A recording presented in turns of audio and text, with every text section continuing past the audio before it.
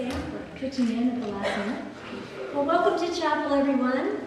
We hope that you had a very relaxing shore leave recently and that you got enough rest to make you strong for the next part of the fellowship's journey. Because, my friends, we are going to need it.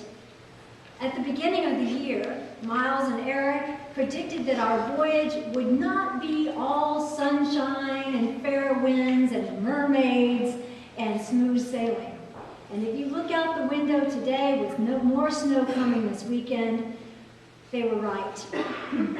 As Miles and Eric had traveled this way before, they felt that it was important to warn you. But at the last minute, Eric had an orthodontic appointment that he didn't know about, and so I'm standing in to relay his message for him. And that is that the next 3 weeks of the school year are the most dangerous in terms of attitude and mood of the community. Although we only have 3 weeks until spring break, these 3 weeks are full of icebergs and multiple opportunities for our ship to stall and even to sink.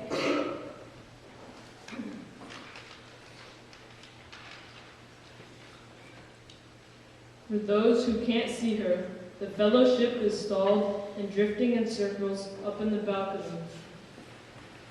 Here in the middle of winter, the energetic momentum we felt at the beginning of the year has run out. When that happens, we tend to let little things slip, just at the time that we need to tighten things up. The temptation is to get lazy and to complain about being tired. But let's face it, boys, we're all tired. The Greek philosopher Aristotle gave some good advice that applies to us today. He said, when the wind dies down, take to the oars. What that means is that we all have to try harder and help each other and not slack off. For the next 3 weeks, it will take all of us doing our best to move the fellowship forward. Now that the wind is not filling our sails, we need to grab an oar and row. By next week, we need to see that ship pulling out of the balcony. So if you're ready to man the oars and pull, say aye. Aye. All right, let's try that again with more gusto. Say aye. Aye. All right. So Miles and Eric and Absentia are right. This is a time for us all to pull together harder and better than we've had to do thus far this year. In order for it to work, the effort will have to include everyone, not just the boys and not just the adults, but all of us together. Rowing together is an all-inclusive activity. To be effective rowers, everybody's got to put his oar in the water at the same time and pull at the same time. Otherwise, the boat gets all tippy and it can, in fact, go around in circles and just get full of water and everybody gets discouraged. So just like in a boat or a ship where you have to put the oars out and row, a close-knit community like ours requires an extraordinary degree of inclusivity and teamwork in order to thrive. Not just survive, because that's not what we're interested in. We want to thrive through these next 3 weeks and beyond. Now, inclusivity, including, is different than diversity. We've been talking about diversity and celebrating the fact that our community is made up of people from different countries who speak different languages and have a wide range of experiences. Cardigan Mountain School has a high degree of diversity. But inclusivity is different.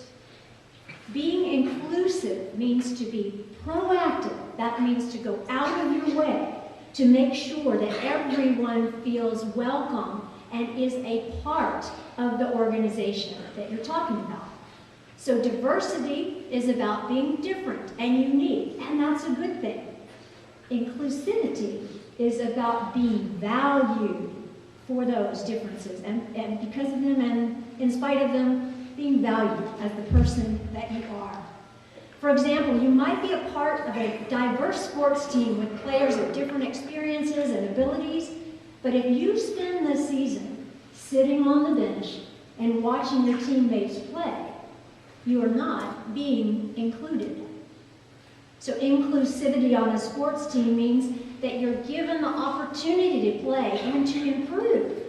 And inclusivity is a smart goal to shoot for because the investment in each team player is an investment in the team as a whole. A team made up of lots of skilled, dedicated players who work together like clockwork is much more effective than a team made up of a whole bunch of bench warmers and a few hot shots. Likewise, a lot of strong sailors pulling together in unison is much more effective than a few super skilled oarsmen trying to pull a boatload of tired and whiny freeloaders. Each of you, each of us, is a valued member of this community. Each of you is different, and each is important. So how can we celebrate Cardigan's diversity and yet step up to the goal of inclusivity? Well, today I am very pleased to welcome Mr. Doherty, who in just a few minutes will share with us some great ideas about how to move Cardigan forward in this regard. And then we're going to continue the conversation and hear your ideas through advisory time and dorm meetings that are going to happen during the week. So before we have all that, we'll also have the Heart of the Cougar Awards later in the service today. But before we do that, I ask you now to join me in prayer or in silent reflection.